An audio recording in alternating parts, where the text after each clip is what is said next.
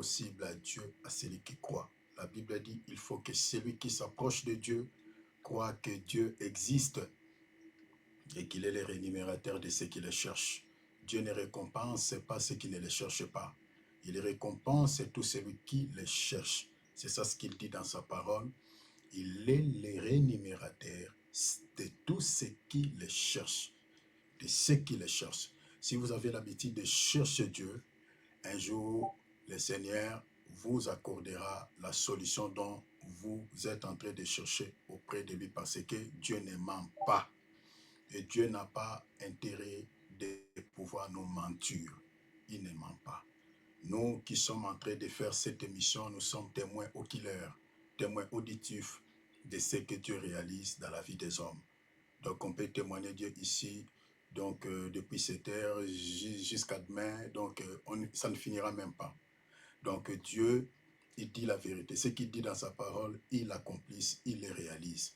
Si vous avez des problèmes de santé, des problèmes de finances, des problèmes de travail, peu importe les problèmes qui vous inquiètent, présentez-les au Seigneur dans la prière. Le Seigneur vous accordera la solution. Parce que c'est lui, ton Père, c'est lui qui t'a créé. Il n'a pas intérêt de pouvoir te laisser en train de s'inquiéter, en train d'être contrarié par rapport à tous ces soucis qui t'entourent. Donc, si tu te rapproches de lui, le Seigneur t'accordera la solution dont vous êtes en train de chercher auprès de lui. La deuxième des choses, j'aimerais m'adresser encore à toutes ces personnes qui traînent encore les pas, qui n'ont pas encore reçu Jésus-Christ dans leur vie comme Seigneur et Sauveur. Et bien aimé, c'est le moment de pouvoir faire cette démarche. Acceptez Jésus dans votre vie comme Seigneur et Sauveur pour pouvoir devenir enfant de Dieu. Si vous n'êtes pas encore passé à cette étape, eh bien, vous n'êtes pas enfant de Dieu. Parce qu'il y a des gens qui disent que voilà, nous sommes tous enfants de Dieu, il n'y a pas un enfant de Satan. Non, nous ne sommes pas tous enfants de Dieu. Nous sommes tous peuple de Dieu, mais nous ne sommes pas tous enfants de Dieu. Pour devenir enfant de Dieu, il y a une procédure. Il y a des étapes que vous devez faire pour pouvoir devenir enfant de Dieu. Lisez l'évangile de Jean chapitre 1er, lis les versets 11 à 13. La procédure se trouve là-bas. Il faut recevoir la parole que nous sommes en train de prêcher parce que Dieu nous a établis pour pouvoir sauver des vies, sauver des âmes. C'est ça la mission que Dieu nous a confiée. Ce n'est pas vous présenter ici autre chose que le salut. Voilà, Christ était mort à la croix de Golgotha pour notre salut, pour le salut de nos âmes. Ce n'est pas pour que nous soyons d'abord riches quant à la chair, que nous ayons des matins. Ce n'est pas ça. Ce n'est pas ça. Jean 3,16 est clair. Car Dieu a tant aimé le monde, il a donné son Fils unique, afin que quiconque croit à lui ne meure pas, mais qu'il ait quoi? La vie éternelle. Point barre. La Bible ne dit pas qu'il ait les mariages, qu'il ait... Les serviteurs de Dieu, nous disons ici, nous ne cesserons pas de marteler là-dessus. Qui oublient cette mission, eh bien, ils seront jugés. La raison pour laquelle ici, aujourd'hui, j'aimerais vous puissiez me suivre vraiment avec beaucoup d'acuité, parce que je vais toucher des points vraiment fondamentaux par rapport aux fausses doctrines propagées par les faux prophètes. Suivez-moi aujourd'hui très bien parce que je vais entrer dans la profondeur de ces 4 piliers fondamentaux qui caractérisent les fausses doctrines. Parce que beaucoup de gens ont du mal à détecter une fausse doctrine, à comprendre, à discerner un faux enseignement. Parce que tous, ils pensent que voilà, puisqu'on parle de Jésus, puisqu'on chante Jésus, puisqu'on loue, eh bien, voilà, Dieu est dedans, voilà, c'est l'église de Dieu, voilà, c'est un ministre de Dieu. Non. Non. Les diables, pour vendre ses produits ou pour égarer les gens, le diable n'utilise pas son étiquette. Il utilise l'étiquette Jésus pour vendre ses produits, pour égarer les gens. L'Église catholique parle de Jésus. Elle parle de Jésus. Les témoins de Jéhovah, elles parlent de Jésus. Si vous allez chez les Tata Wanda, on cite aussi Jésus. Si vous allez dans certaines confessions religieuses, même si vous allez même dans la Rose-Croix, vous trouverez là-bas, on présente Jésus comme un grand prophète. Même dans l'islam, dans les Corans, on parle aussi de Jésus en tant que prophète. Vous comprenez? Mais cela ne dit pas pour autant parce qu'il parle de Jésus, parce que Jésus fait mention dans leurs livres, eh bien, ils sont de Dieu, Dieu reconnaît leur religion. Non. C'est ça ce qu'on appelle la malice de l'ennemi. La raison pour laquelle ici, nous sommes en train de vous montrer les 4 piliers principaux qui caractérisent les fausses doctrines. Ces 4-là. Si vous voyez ces 4, même un seul pilier, dans un enseignement qu'un prédicateur est en train de donner, comprenez que ce n'est pas un envoyé de Dieu. Suivez-moi aujourd'hui très bien parce que j'entrerai dans la profondeur pour nous expliquer. Parce que ça, je pose des jalons avant de toucher sur les fêtes juives, les fêtes juives en gros, parce que c'est divisé en deux. Donc on va parler sur les fêtes thoraïques, on parlera également sur les fêtes rabbiniques. Et on va vous montrer à la lumière des Écritures si nous, l'Église, nous sommes tenus aujourd'hui d'observer toutes ces fêtes. Parce qu'il y a bien des assemblées dites chrétiennes qui observent les fêtes thoraïques, que ce soit les fêtes rabbiniques. Est-ce que nous sommes tenus d'observer toutes ces fêtes-là? On va voir à la lumière des Écritures. Mais avant d'en arriver là, je vais d'abord poser les jalons, vous montrer d'abord les 4 piliers qui caractérisent les fausses doctrines propagées par les faux prophètes. Alors, donnez votre vie à Christ et Jésus revient très bientôt. Dernière chose, nous qui sommes déjà passés par les eaux de baptême, nous suivons Jésus, nous devons faire très attention. Cette nuit, le Seigneur m'a montré beaucoup de choses. Beaucoup de choses.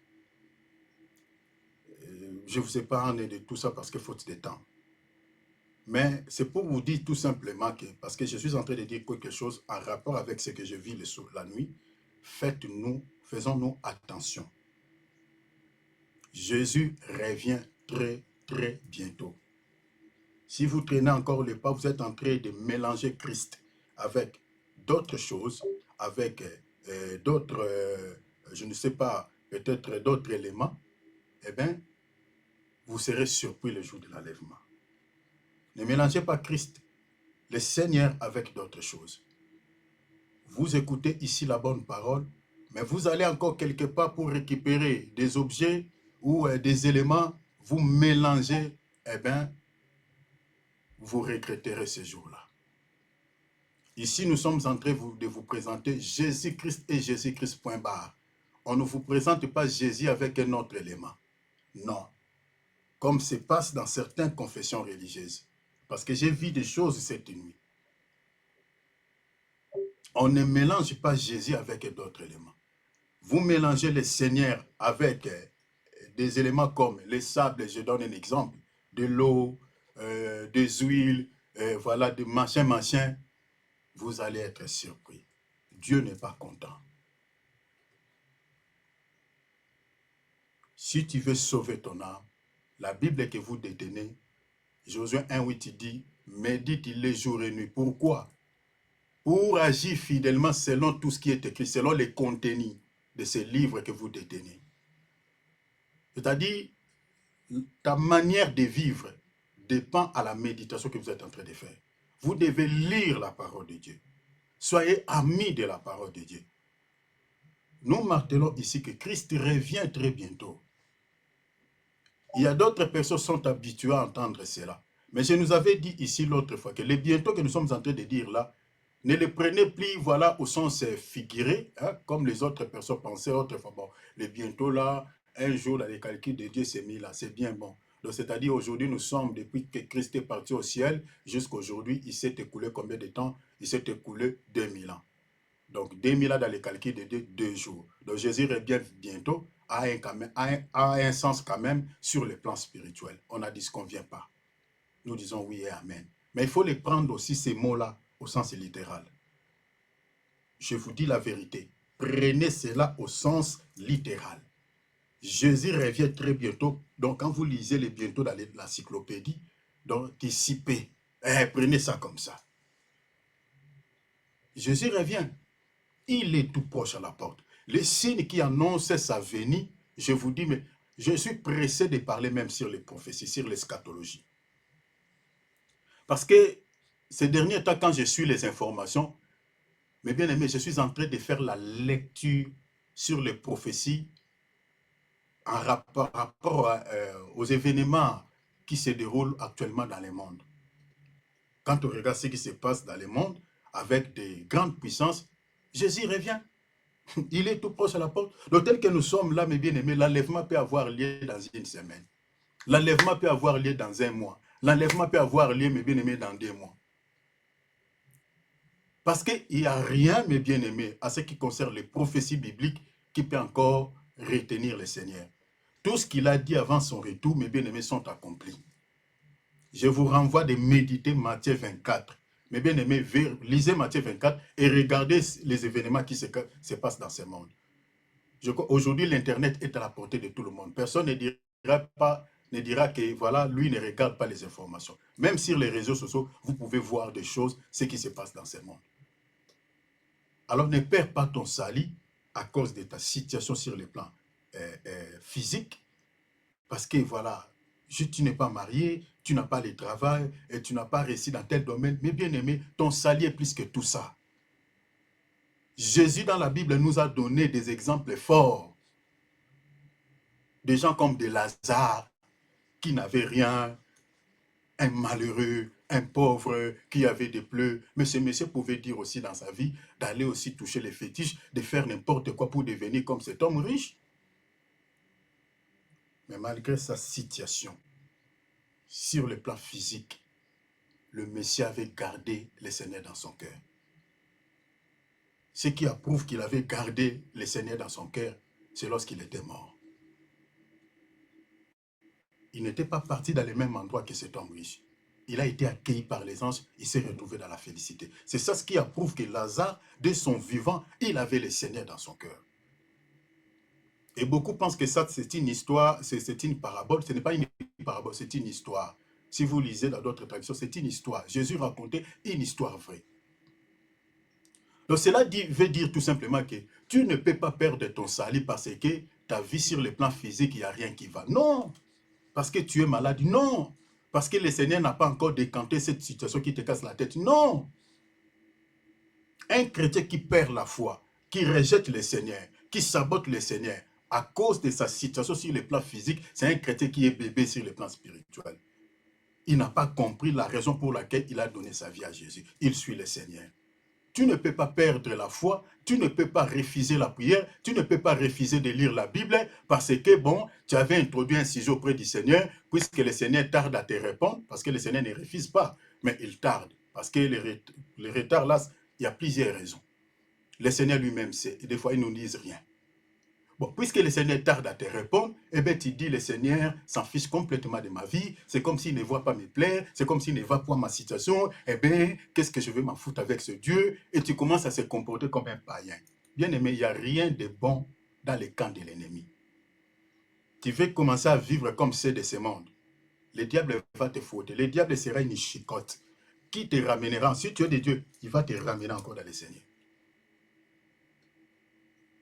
Le diable est là pour punir les incrédules.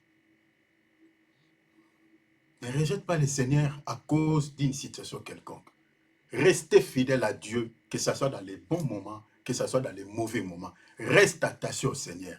Si la situation sur laquelle tu traverses actuellement, voilà, te crée beaucoup d'ennuis, prie.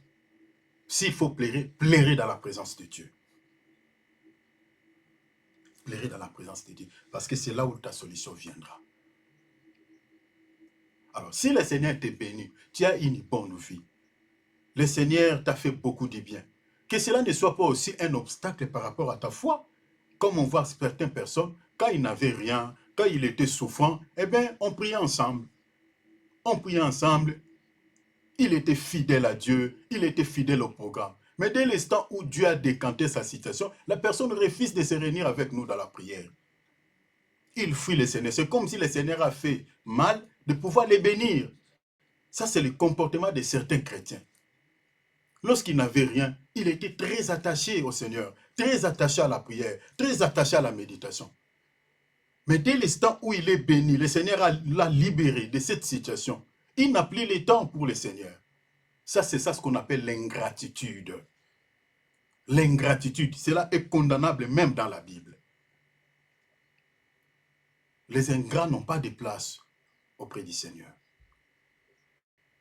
Donc, que ce soit dans des circonstances bonnes ou mauvaises, rien ne te sépare de l'amour de Christ. C'est ça ce que Paul dit. Romains chapitre 8. J'ai l'assurance d'être sauvé depuis que Jésus vit dans mon cœur.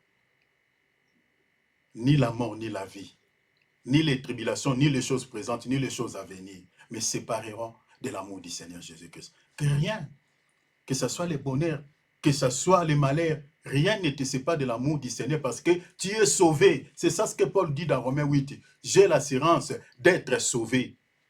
Mon salut est garanti. Donc, tel que je suis là, que ce soit la vie ou la mort, rien ne me séparera de l'amour de Christ. Vous voyez comment les gens comme de Paul, ils avaient compris. Ils avaient compris. Paul, que ce soit dans le bonheur, dans l'abondance, que ce soit dans la 17, que ce soit dans les bonheurs, que ce soit dans les malheurs, parce que si vous lisez la vie de l'apôtre Paul, lui, il a franchi toutes les étapes de la vie. À un certain moment, Paul était heureux. À un certain moment, Paul était malheureux. Que ce soit dans le bonheur, que ce soit dans les malheurs, Paul est resté fidèle à Jésus-Christ jusqu'au soir de sa vie. Lisez 2 Timothée chapitre 4, je vous renvoie de lire ça. Il a dit, j'ai combattu le bon combat de la foi. Est-ce que vous voyez ça? La vie chrétienne, c'est une vie de combat et le combat, c'est par rapport à la foi. C'est-à-dire, le combat de la vie chrétienne, ce sont des épreuves, des situations compliquées. Et Paul était passé par là. Il dit, j'ai combattu le bon combat de la foi. J'ai achevé ma course. Il dit, la couronne de la vie m'est réservée. Le Seigneur me donnera ces jours-là. Et puis il dit, non seulement à moi, même à tous ceux qui auront aimé son avènement. Nous là, qui attend cet avènement dans l'impatience. Parce que moi, pour moi, le Seigneur peut revenir même comme nous sommes là. Parce que je t'écoute ce monde comme pas possible. Je vous dis la vérité. En voyant, regardant ce qui se passe dans ce monde, en tout cas, j'ai le dégoût. J'ai le dégoût. Même les animaux ne vivent pas comme ça. Même les animaux, ils ont quand même l'instinct, cette petite intelligence, mais ils savent quand même discerner les choses, quoi. Vous comprenez? C'est compliqué dans notre monde. Sur la toile, vous voyez les gens se dénient du tout dit, ils se laissent en poil. Tu dis, est-ce qu'il est un malade mental ou quoi? Il a un problème au niveau de sa tête ou quoi? Il a une famille ou non? Bien-aimé, c'est ça ce que la prophétie dit. Quand les péchés des Amoréens atteindront le comble, la délivrance est proche. Tel que nous sommes là, la délivrance est proche. Nous nous sommes troublés comme Lot dans la vie de Sodome et Gomorrhe. Nous sommes troublés. Ça n'est trop. Comme dit dans le livre d'Apocalypse, que l'esprit et l'épouse disent, viens. Nous sommes cette épouse-là qui dit, Seigneur, viens nous chercher. Comme ça, le Seigneur juge toutes ces actions. On est fatigué de voir le mal avec nos yeux. On est fatigué de voir l'impéré. Les gens ont perdu. Il n'y a plus la conscience. Il n'y a plus la conscience. Il n'y a plus la conscience. Donc moi, si Dieu me donne, voilà, me donne de gérer ce monde, même pendant une heure de temps, je vais exécuter beaucoup de gens. Toi, tu n'as pas droit à la vie. Toi, tu n'as pas droit à la vie.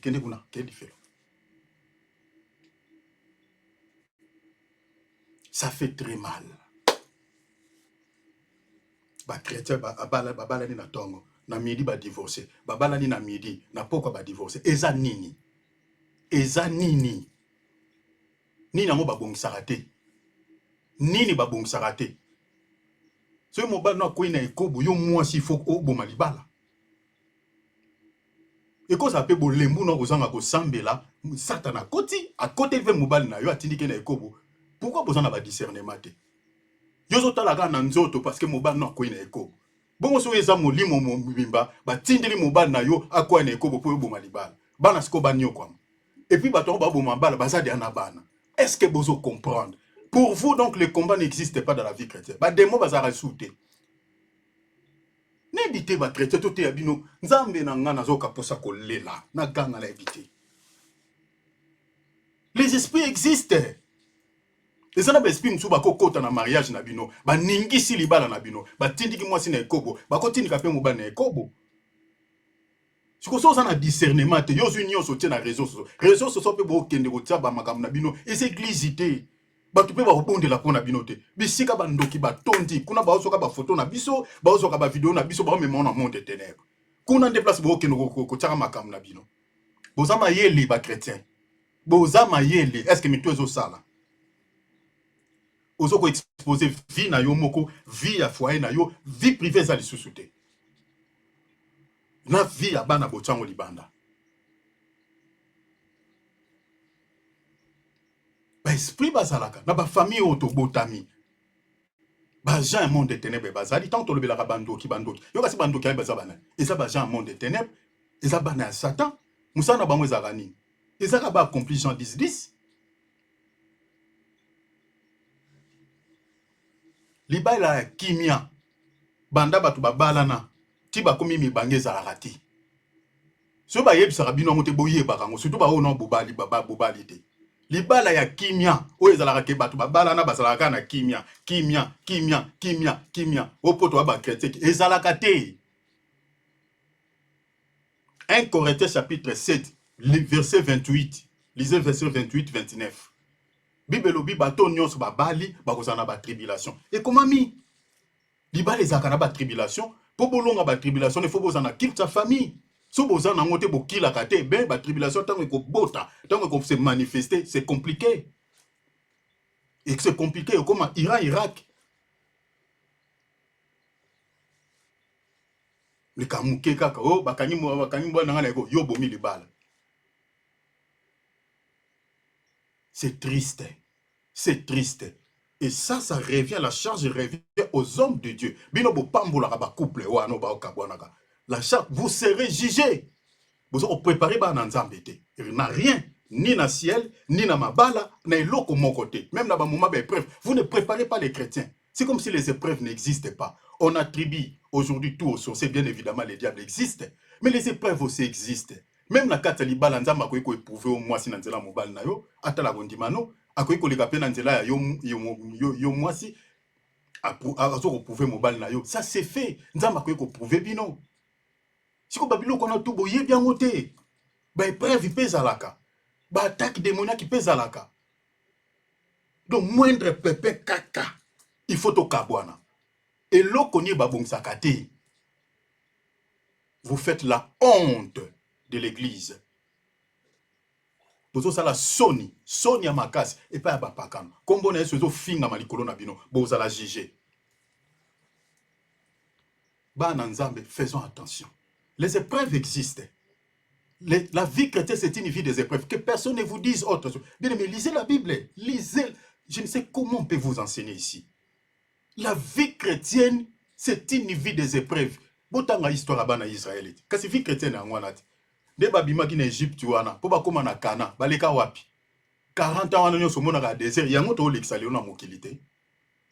Ba épreuve na ba épreuve tito okota lola. Égypte eza image à monde. Yo reso ko tiki mokilo ye na bonzambe. Désert eza image à ba épreuve. O ko lekisa ka vino mo ti lola, okota lola. Tolo bandenge nini. Tote ya ndenge nini. Épreuve ango ezalaka na ba couleur rebelle. Et que ça n'était na ba attaque satanique. Na sima ya ba épreuve, nzamba salelaka ba ange pire, ta salelaka ba démon, na ba ndoko ba na famille na bino. Pourtant la Bible dit, épreuve à Job nana zaki sima nango Satan te. Ezaki nzamba tini archange Michael que ne ko éprouver Job. Non. Les épreuves na sima nango ezalaka toujours le côté gauche de Dieu. Ezalaka ba to na bona ba fa ba ndoki wana. Okoza ozano na nzamba otambola pe bien. Mais utiliser nzamba fungoli mwa brèche. Ako simba mwa finance, ako simba mwa nzoto no, ako simba mwa eloko mo. Nzamba ebike, c'est ça. 1 Corinthiens 10. Je ne permettrai aucune tentation qui soit au-delà de votre force. Mais avec la tentation, je préparerai aussi un moyen d'en sortir. C'est ça ce qui était arrivé dans la vie de Job. Atika qui était au-delà de la force à Job. Nzamba ebike tiazo meka yowana. foi Job et Okoyate. Si vous lisez Job 19 ou 25, Job dit, malgré ma situation, tout le monde mon rédempteur s'élèvera les derniers. Est-ce que vous voyez ça? Donc malgré ma camté comme un affaire, Job a toujours la foi. Aïe ben Genza m'a délivré. Ça m'a permettre à tout tentation moi ça au-delà force na biso. Donc ça va permettre situation moi on a vu na biko kokango. Ezalaka, asailaka sikoyo bato bandoki wana ozomona ba famille, ba démon. Et si vous n'êtes pas préparé à ça, que ça soit épreuve aux Olexa, yo le monde a que bon nzamba tikinga. Na sambela ndengeni. Biso nyonso tant to ebagi na nzambe te liba na nzambe te. Ezalaka moindre pepe mikolo na sambela te. Na otaka kuto bible te. Do so lo belinga ma nzambe donc na sa prena lo belo ata lingala katelo lingala. Pona yebi ma amni na Olexa ngana osambela na omi pesa na nzambe siko makamni e komelanga. Quand on ne comprenait pas. Mais c'est dans ça, dans ma carte Makambouana, c'est là où Dieu nous a appris que vous ne pouvez pas refuser la prière parce que Nganza maintenant l'élection n'a pas moment. C'était important de parler de ces choses. Bandeko bino bokoti awa, ilo bananzambe angwana. Koke na biso lola tito otambola awa. Toza épargné te na ba épreuve. Et ça c'est yanzela onzamba purifier foi na biso. Yangwana 1 Pierre chapitre 1er verset 6 à 7. Toza lokola or, il faut to leka na moto. Yo lingo leka na mai moto. Amwa goza or te. Si oza or, o leka na moto. Pourquoi ba bengi biso ba or? Pour tata na biso abota biso. Ye bazaka or ti. Siko ye lokola or aleka pe na moto, bongo biso ba ne toza épargné. Non non. Botanga Apocalypse chapitre 3. Azoïs église de la Odyssée. Boluka or éprouvé par les faits. Abane komi lobela. Yende. Job chapitre 22 verset 24 à 25. C'est lui l'or éprouvé par les faits. Il a été éprouvé par les faits où? Les faits du Seigneur Jésus-Christ, c'était la croix.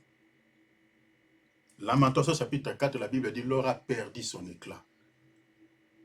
L'éclat, éclat ya or, ya mwana nguya na puissance na ye. A perdu quand on a quoi? Pour aller na moto. Pour l'or, ce que vous avez na moto, mais bien aimé, au komona, et c'est fondaraté. Mais quand vous appelez moi bouillard, moi mon lili. Mais au fur et à mesure, les kanamoto, ba salité nyonso et l'attaque yango. Tango ko longwa na moto. Kati na ebimi, abimi siko ba eklana. De Jésus ko lekane na quoi? Tango ba salito ane l'attaque ye wane zaki masumu na biso. Tango aleki na quoi wane zalaki po azoko zika. Tango nzoto wana masumu ekufi. Tango akoti mabela bimi. Abimi na ba eklana. Bébé lobi pendant 40 jours puissance au sakana te pa wana pa wa. Abik sa ba belité kiti okuna. Oh gloire à Dieu. Wana bimi se eklana. Biso tozaba or, tozaba na or. Donc il faut to leka na Pierre alobi passage obligé. Pour résultat o ekopesa wana résultat wana nde yango nde ko la louange. Na verset 7 abi ko la louange pe gloire. Awa na mabilité mena lola. Siko soko boyango, en tout cas conseil na bo pesa yo, tozonga na mokili. Tika nzambe. Zonga la vie na ondongo zalaki, sala nyonso bato ba sa na mokili. Po lobi na oyebi ke na okena ngali felo. Ponzela msuto ko ken. Ya teke yo ko sali bikobo kuna, osali mabe nyonso tutututo, biso to bunda na nzamba wa ape mukolango olobi même moyibi wana asalaki nyonso akotaki yo za moyibi wana te. Yo o kende na bazaki pe mi baleti ka moko abikaki do yo za l'autre am soupe moko wana. Faites attention, vie chrétienne eza vie avec épreuve. Ozana kata mariage za makasi na losambo po satana kota te. Oboyi mobali na kwena na ekobo telema na losambo. Oboyi mwasi na kwena ekobo telema na losambo. Oboyi libala na bino ningana po telema na losambo za na kilta famille bo kilaka. Bo liaka ka te di premier au 30. Après boyer les canaux réseaux sociaux tant on ningani kuna tout après boleki na réseaux sociaux comme si réseaux sociaux sont des places à la solution. C'est quoi ça? Nzamba sunga biso. Voilà, c'était important de pouvoir le dire, nous préparer parce que le Seigneur revient bientôt. Alors nous allons bénir Dieu. Nous allons dire merci à Jésus pour tout ce qu'il fait dans notre vie. J'ai souvent dit aux enfants de Dieu que la vie que Dieu nous donne, c'est plus que de l'or, c'est plus que de l'argent. Il n'y a rien à comparer avec la vie. Il y a un lot qu'on comparer la vie exacte. La vie, le souffle est là. C'est plus que de l'or, c'est plus que de l'argent, c'est plus que nos projets. Si nous continuons à penser, nous continuons à espérer que tel projet va réussir, ce que je suis en train de faire va aboutir à un résultat que j'attends, c'est parce qu'on vit. Si on ne vit plus, on ne peut plus penser. Parce que la Bible dit, ceux qui sont morts, leur mémoire est oubliée. Puisque nous passons, puisque nous avons la mémoire de pouvoir réfléchir, eh bien, ce que Dieu nous donne est plus que toute autre chose. Alors, bénissons Dieu comme il est dit, celui qui vit, loue. Celui qui a la vie, loue. Celui qui respire, loue. Glorifions le Seigneur, élevons le Seigneur, prions à lui. Si dans ta conscience, il y a quelque chose qui te dit, ce que tu avais posé comme acte n'était pas bien, c'est par rapport à cela que tu vas demander pardon à Jésus. L'apôtre Paul nous exhorte, il dit, n'attristez pas le Saint-Esprit de Dieu qui est en vous.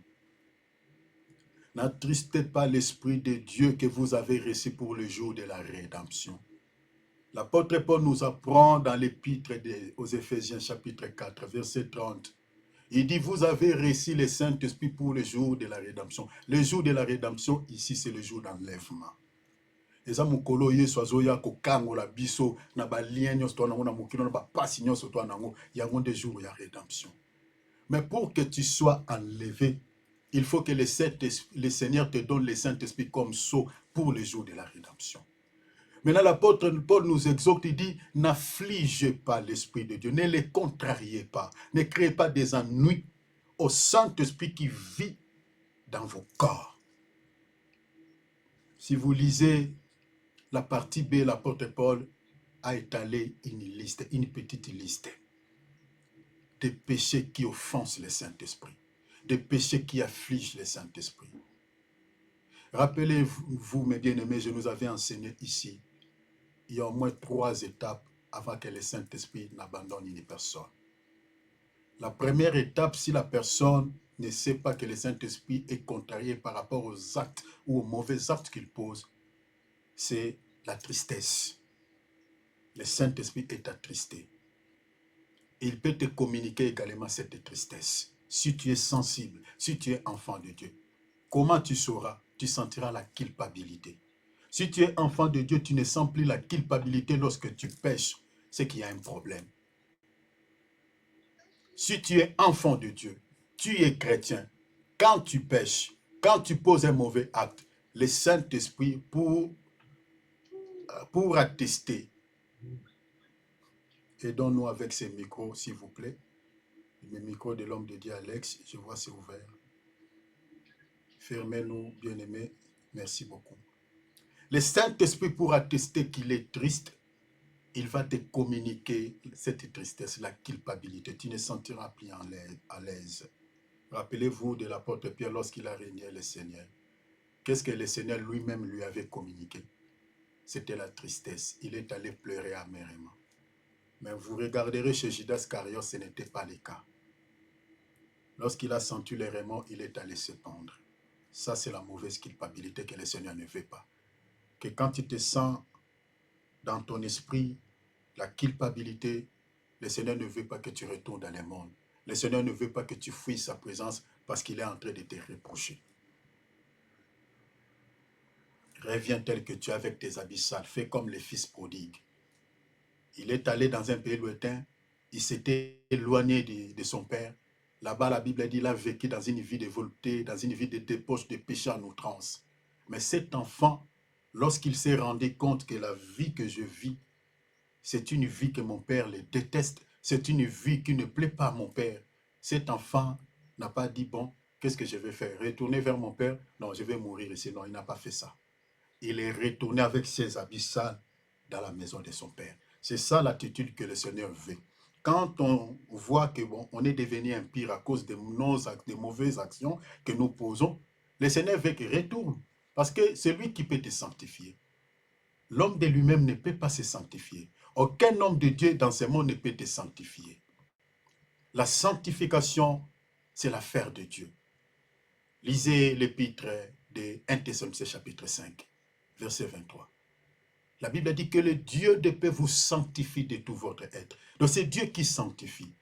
C'est ça l'acte que cet enfant avait posé.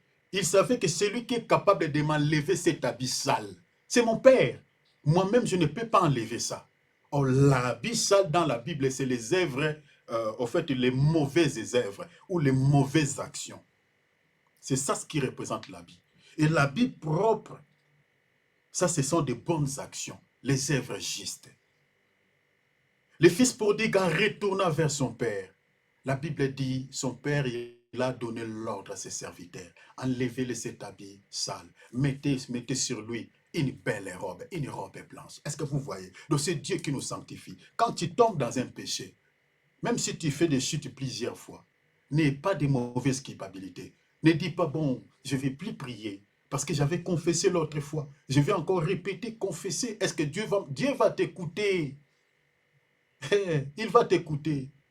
Mais il faut que dans ton cœur, tu dois avoir dans ton cœur la sincérité. Tu dois aussi fournir des efforts de pouvoir abandonner cette mauvaise vie.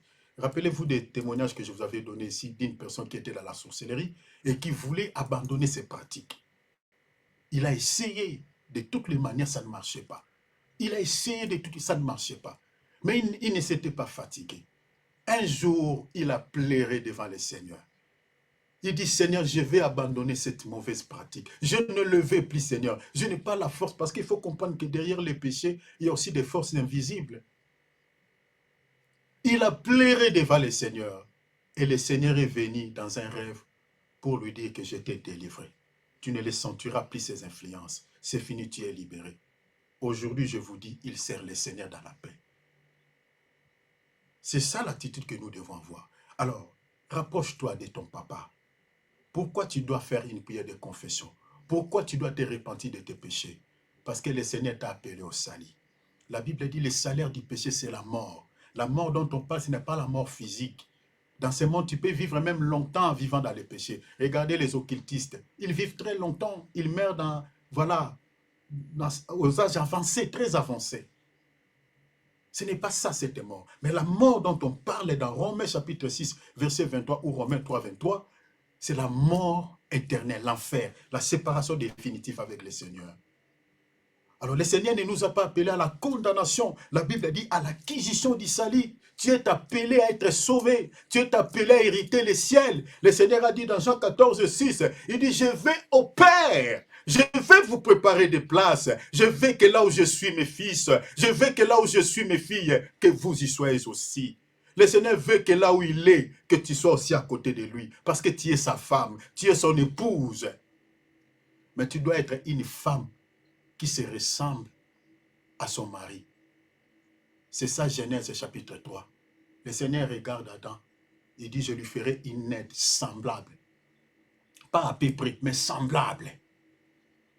Or, le véritable Adam dans la Bible, c'est le Seigneur Jésus-Christ. Et la véritable Ève, c'est l'Église, c'est toi et moi. Nous devons nous ressembler à notre époux. Nous devons nous ressembler à notre mari. Comment? Notre mari est saint. Il aime la sainteté. Comme l'apôtre Paul dit, comme celui qui vous a appelé est saint. Comme celui qui vous a aimé est saint. Vous aussi marchez saint dans toute votre conduite. C'est ça, c'est ressembler au Seigneur. Mais il arrive des fois à cause de notre faiblesse. Parce que la Bible dit la femme est un sexe faible. Et voilà, notre faiblesse est par rapport aux œuvres de la chair. Mais le Seigneur ne nous a pas laissés comme ça. Il a mis une piste de solution. Lorsqu'on fait une chute, lorsqu'on se rend compte, ah, je ne devais pas faire ça. Oh Seigneur, je suis tombé. Le Seigneur a mis l'eau pour se laver. L'eau, c'est la parole. L'eau, c'est la prière. Reviens et demande pardon. Alors, si tu te rends compte que tu avais fait une chute, ou tu ne marches plus bien, reviens à l'état initial. Ressemble-toi à ton époux. Demande pardon. Dis, Seigneur, j'ai posé tel acte. J'avais fait ceci. Ne les cache rien. La Bible dit, celui qui avoue ses péchés et les délaisse obtient miséricorde. Avoue. Ne mentez pas à ton Père. Tu n'as pas intérêt à lui mentir. Même si tu ne dis pas, il sait. Mais ta sincérité, lorsque tu confesses, Le Seigneur voit la volonté que vous avez pour abandonner ce mal. Alors, nous lui demandons lui pardon. S'il vous plaît, prions au nom de Jésus. Notre Papa, Seigneur, demande au Seigneur la vie des prières. Demande au Seigneur la vie des prières. Notre Seigneur est notre modèle et notre imitateur. Il était un homme de prière. En Israël, les gens l'entendaient prier le matin. Les gens l'entendaient prier la nuit. Les gens l'entendaient prier même à midi. Il était un homme de prière. Si nous sommes réellement ses enfants, nous devons imiter la vie de notre Seigneur. Imitons notre Seigneur. Il était un homme de prière. Le Seigneur n'avait pas besoin de prier. Mais s'il priait, il voulait tout simplement nous enseigner de prier. Parce que lui-même, il est Dieu. Pour chasser les démons, le Seigneur n'a pas besoin de prier. Pour guérir les malades, il n'a pas besoin de prier. Mais tous les mouvements du Seigneur, c'était des enseignements pour nous. Tout ce qu'il posait comme acte, c'était pour nous montrer comment nous devons nous comporter dans la vie chrétienne. Un chrétien qui ne prie pas dans les combats spirituels, tu échoueras. Si tu n'as pas la vie de prière, tu seras vulnérable devant les forces du mal. Rappelez-vous de la parabole des livrets et du blé. L'ennemi a semé l'ivraie, la Bible dit, pendant que les gens dormaient. Pourquoi il a entendu que les gens dorment pour qu'ils sèment l'ivraie dans les champs? Les champs, c'est ta vie. L'apôtre Paul dit, ne savez-vous pas que vous êtes le champ de Dieu? Les champs, c'est toi et moi. Beaucoup de soucis qui nous accablent. À quel moment l'ennemi sème cela? Quand on n'est plus dans la présence de Dieu, quand on s'éloigne de Dieu. C'est ça la parabole des livrets. Le diable a sémé l'ivraie. L'ivraie, c'est une mauvaise plante. C'est quelque chose de mauvais, quelque chose d'acide, quelque chose de poison. Son objectif, c'était de gâter le champ de Dieu. L'objectif de l'ennemi, c'est de pouvoir créer des ennuis dans nos vies. Mais il ne crée pas des ennuis dans la vie de tout le monde, de tous les chrétiens. Il crée des ennuis dans la vie d'un chrétien qui dorme sur le plan spirituel. Voilà pourquoi l'apôtre Paul dit dans l'épître aux Éphésiens, « Réveille-toi, toi qui dors, et Christ t'éclairera. » Tu as besoin de la lumière de Jésus dans les domaines sur lesquels tu veux que Dieu puisse te libérer, te délivrer. Tu as besoin de la lumière, mais tu auras cette lumière lorsque tu vas se réveiller dans les sommeils spirituels. Réveille-toi du sommeil spirituel. Les 24 heures que Dieu te donne, tu dois consacrer des temps dans la prière. Tu es enfant de Dieu, tu es chrétien.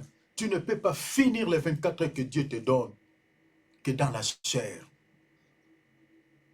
Tu dois aussi intégrer une portion spirituelle, la partie spirituelle, c'est-à-dire la prière et la méditation de la parole. Parce que si tu ne pries pas, tu ne médites pas la parole, à quoi tu es chrétien? Nous sommes chrétiens lorsque nous accomplissons ces deux choses. Lorsqu'on médite la parole, lorsqu'on prie, et là, nous sommes chrétiens. Mais si tu ne pries pas, si tu ne médites pas la parole, à quoi tu es chrétien?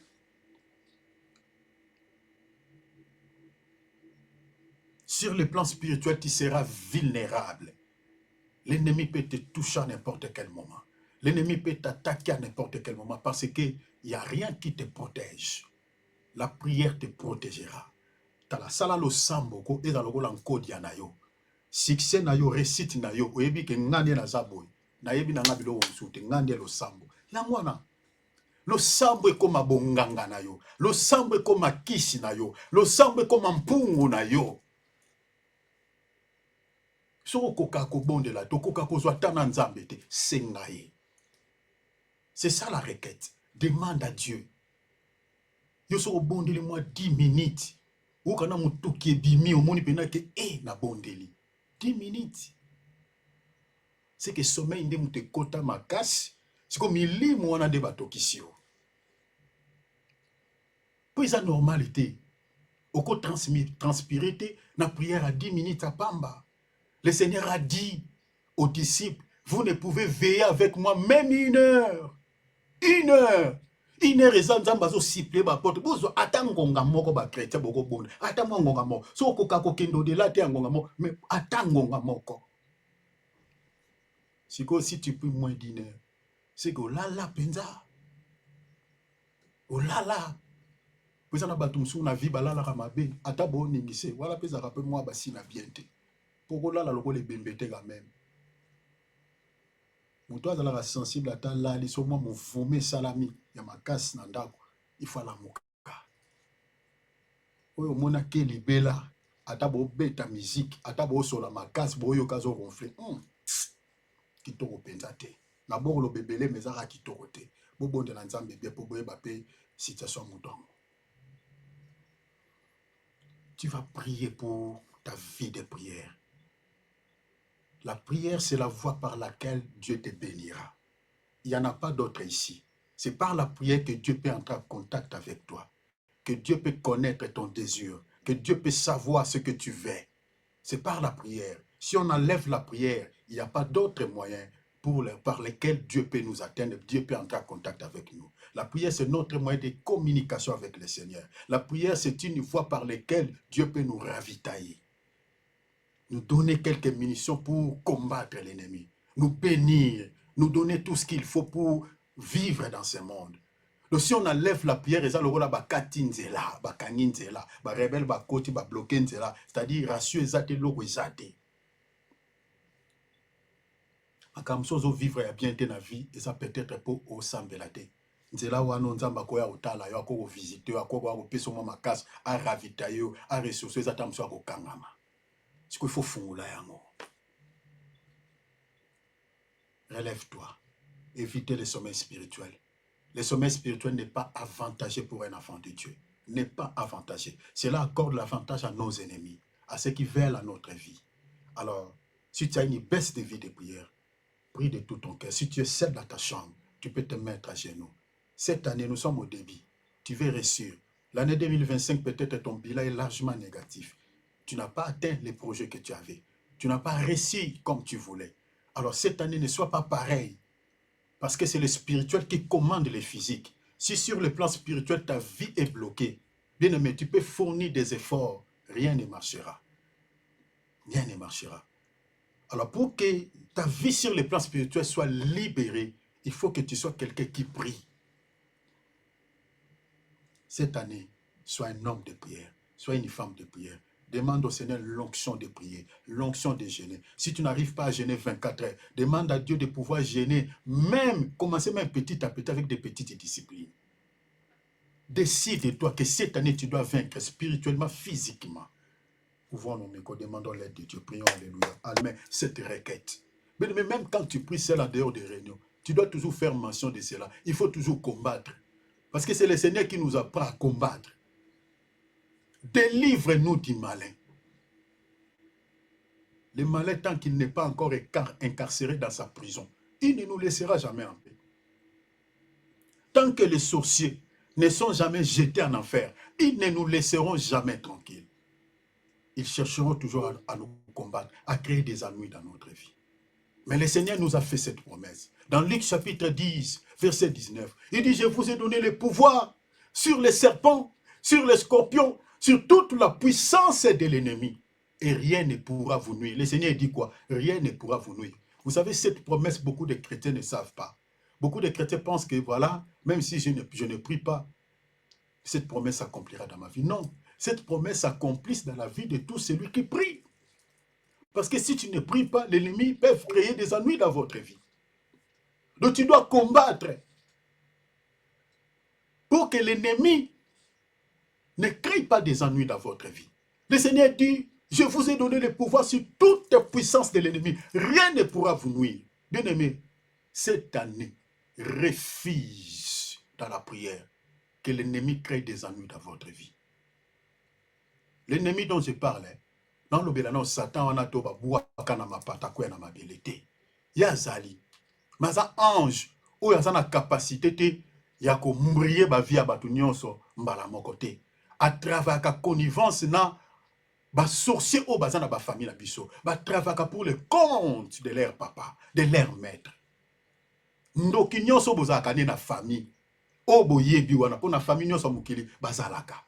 Mutu moko ta yebisa biso na famille na so badoki bazalaka te c'est que ye moko na mutu liboso na famille na ndoki.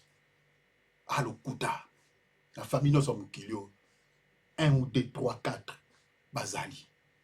Parce que musana bango ezani ba accomplir Jean 10 voler, détruire et puis tuer. Musala bandoki ezalaka yango wana. Ya mususu te. Ba guerre tout bon monde dans le monde bango. Ba coronavirus, ba épidémie bozo mona, ba Ebola, tout ça bango. Ba problème tout dans le monde bango. Pour Satan tant qu'esprit, à quoi ko simbate, munduki abana oboma bato. Il travaille à connivence na banane na nzoto boy. Bango na nde Jésus obenga na parabole à ivre, na parabole à ivre, ba ivre, bana Satan. C'est que nous sommes les enfants de Dieu. Comment pouvons-nous faire face à ces gens? C'est par la prière. Il y a un moment une prière à notre Père. Kola lobika délivre-nous du mal. Délivre-nous du mal. Et ça dit tout un enseignement sur la prière de combat, sur la prière de délivrance.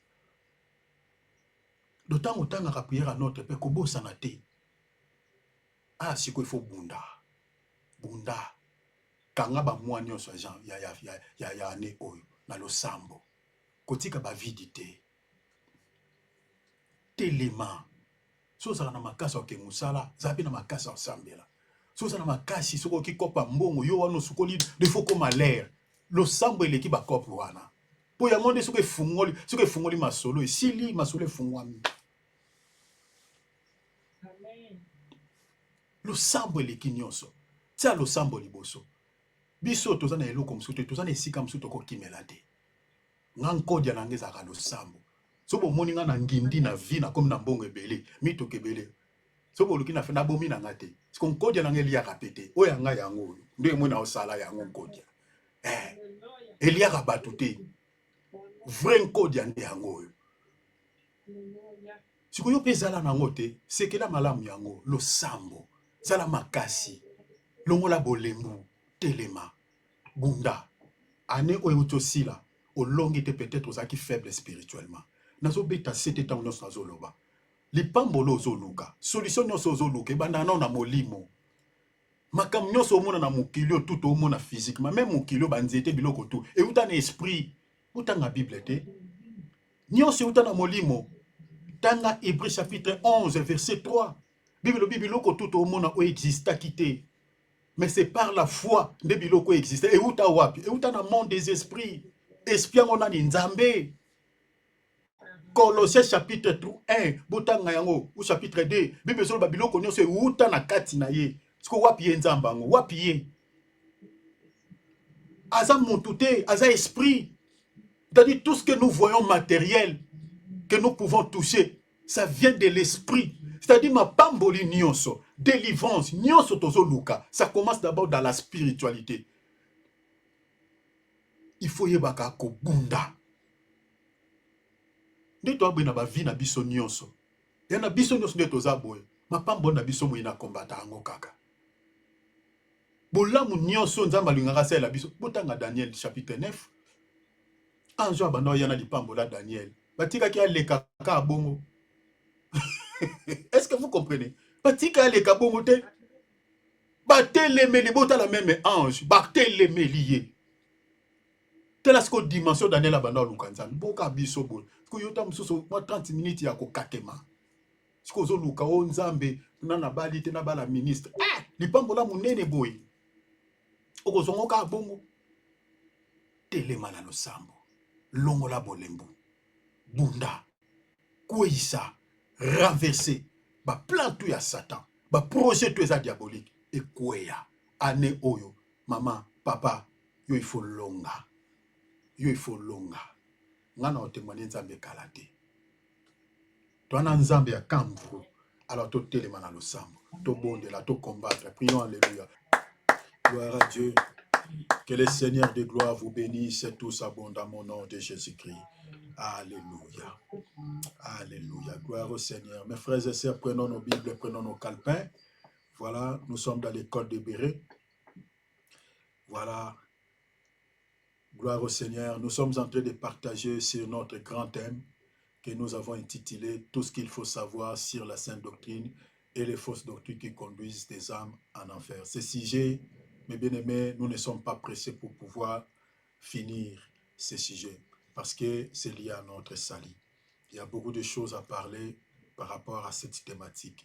Nous avons établi également plus de 23 grandes lignes pour pouvoir partager. Ce sont des sous-thèmes que nous sommes en train d'exploiter.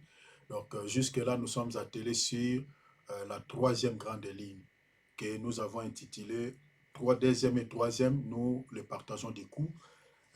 Que comme vous voyez, ceux qui sont connectés en ligne, donc c'est ça ce qui est écrit au bas de vos petits écrans. L'observation des fêtes païennes dédiées à l'ère Dieu, et puis nous partageons également sur les fêtes juives dans la grâce. Alors, à ce qui concerne les fêtes païennes, ça nous avons déjà partagé, c'est là ici, j'aurais du mal à répondre à cela, parce que je compte finir avec les fêtes juives dans la grâce. Donc, le but de pouvoir parler sur les fêtes juives dans la grâce, c'est qu'il y a des confusions par rapport à toutes ces fêtes dans notre temps. Comme nous sommes en train d'aller vers avril, donc à partir du mois de mars et avril, parce que c'est ça ce qui correspond au calendrier juif, donc mois de Nissa correspond entre mars et avril. Et vous remarquerez, on célèbre souvent la Pâque en cette période, au mois d'avril.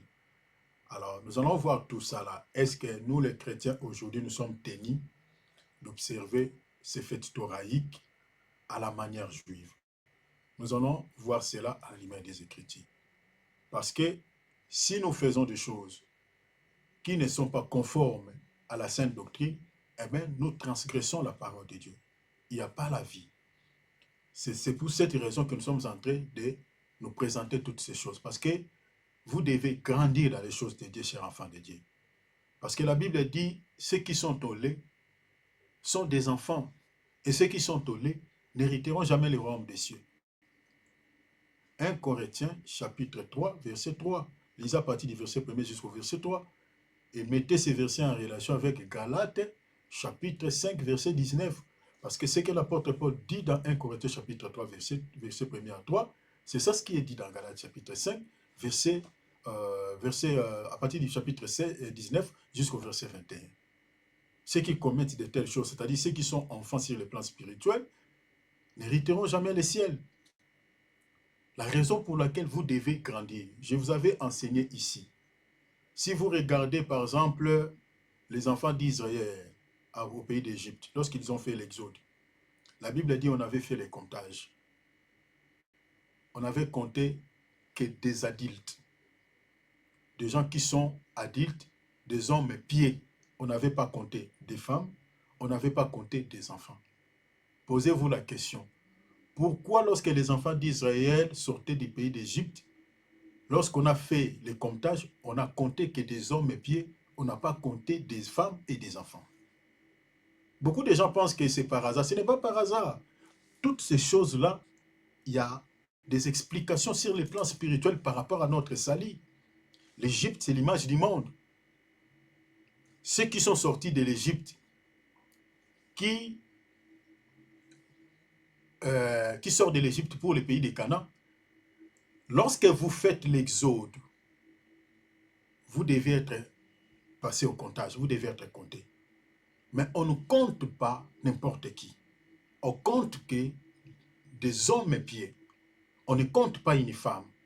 On ne compte pas un enfant. La femme et l'enfant dont je parle ici, je ne parle pas de la femme physique, je ne parle pas des enfants sur le plan physique. Quand on parle d'une femme dans la Bible, on parle de la faiblesse. Je suis dans l'épître de 1 Pierre chapitre 3, lisez le verset 7. Or, la faiblesse dans la Bible, c'est ça le péché. Et quand on parle aussi d'un enfant dans la Bible, on parle aussi de celui qui est encore dans les péchés. C'est ça 1 Corinthiens chapitre 3, verset 1 à 3.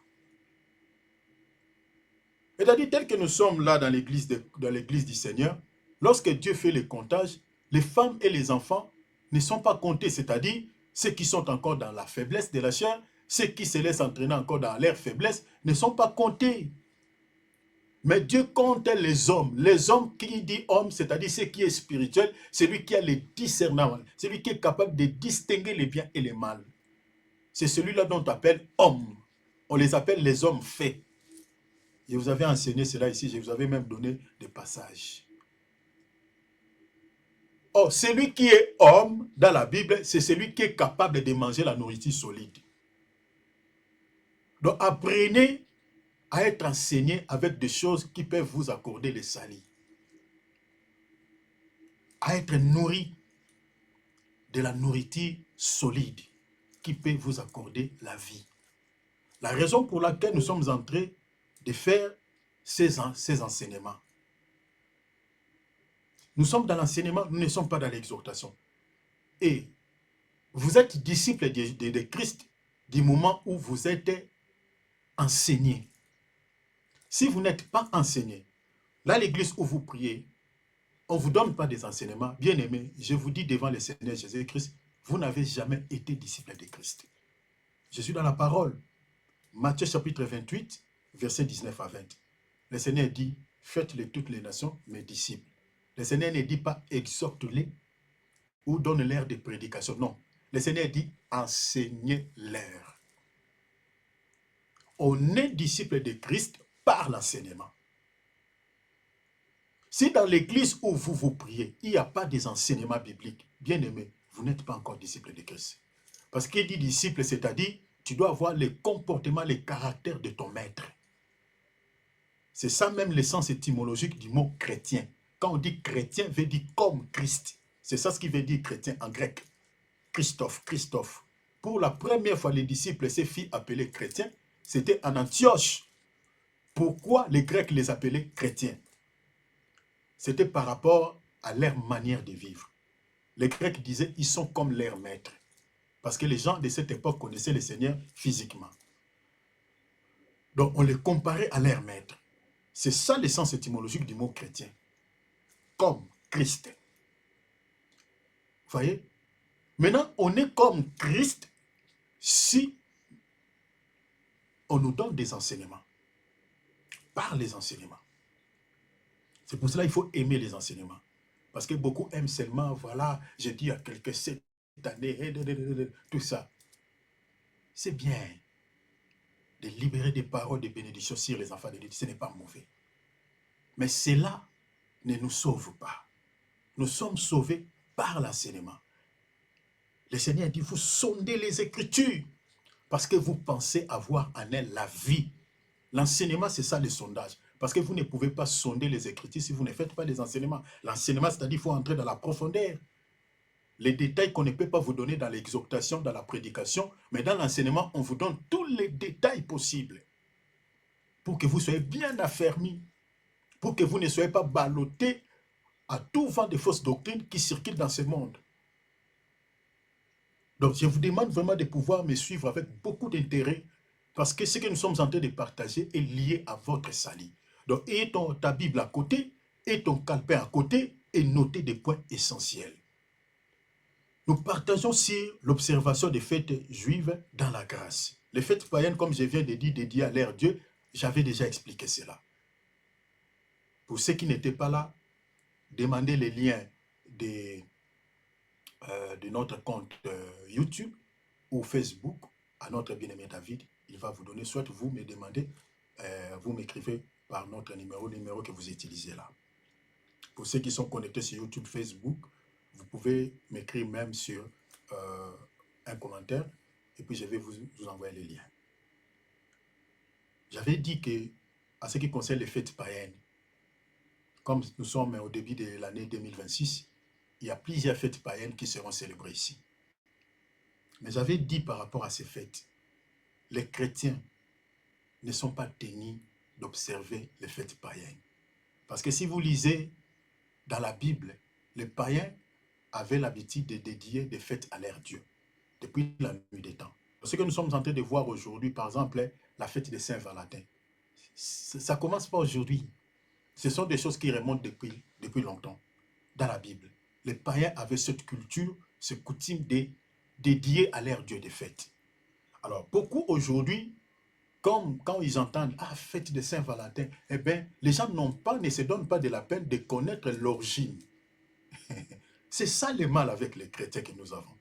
Les païens, c'est normal, ils peuvent célébrer toutes ces fêtes.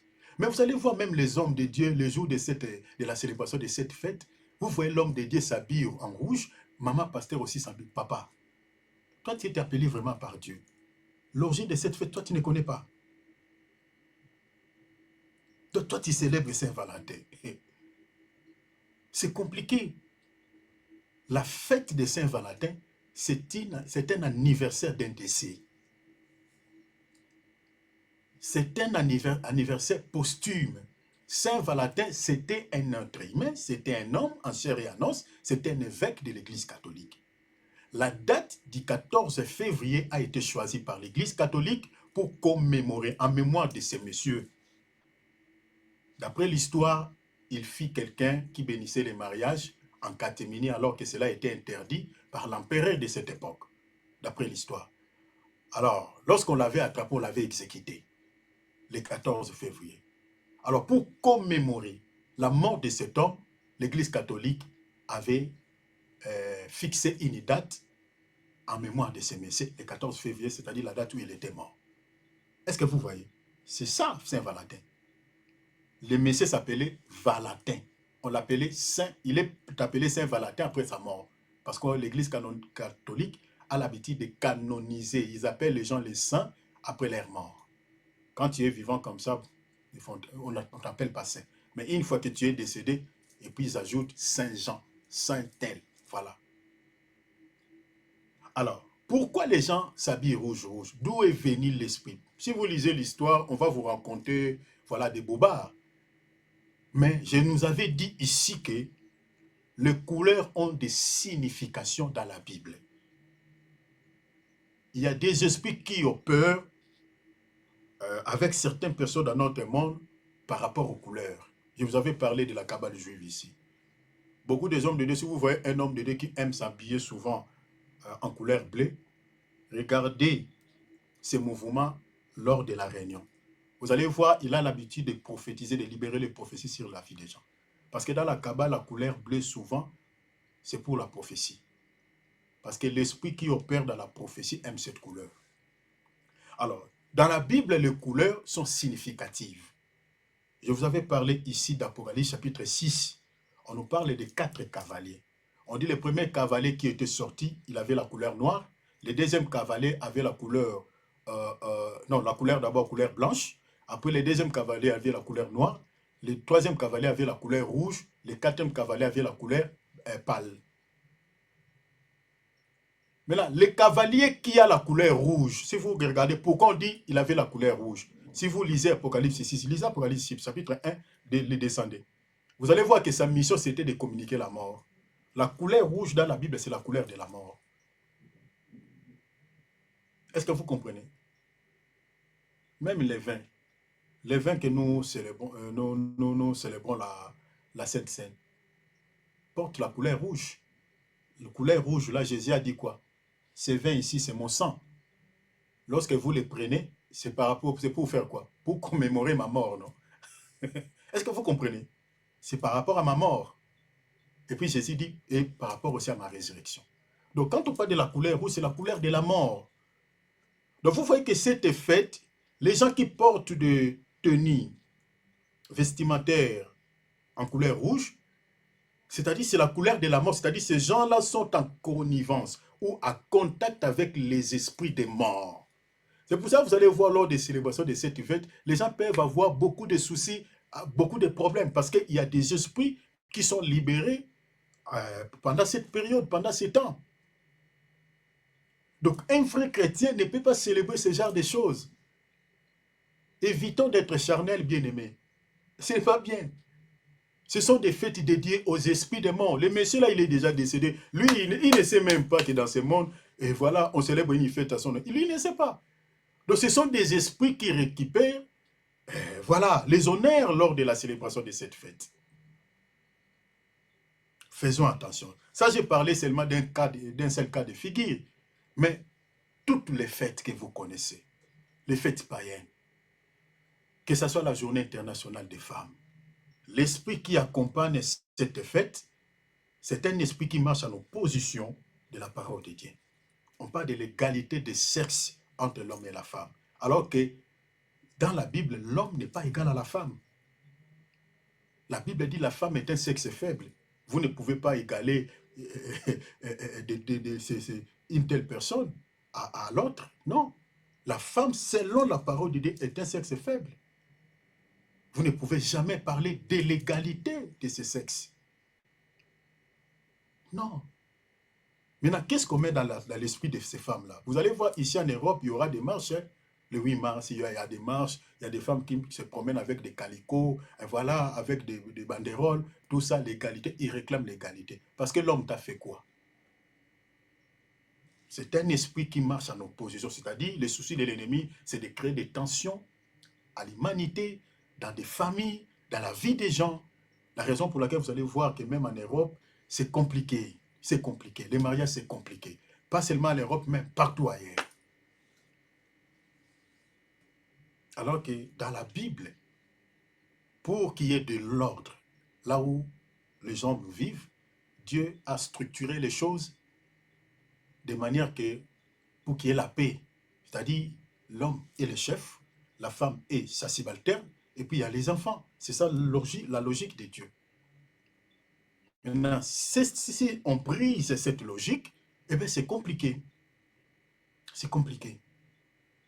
C'est pour cela que vous voyez, ça ne tient pas dans nos couples. Ce n'est qu'une parenthèse que j'ouvre pour vous expliquer l'esprit qui accompagne toutes ces fêtes païennes.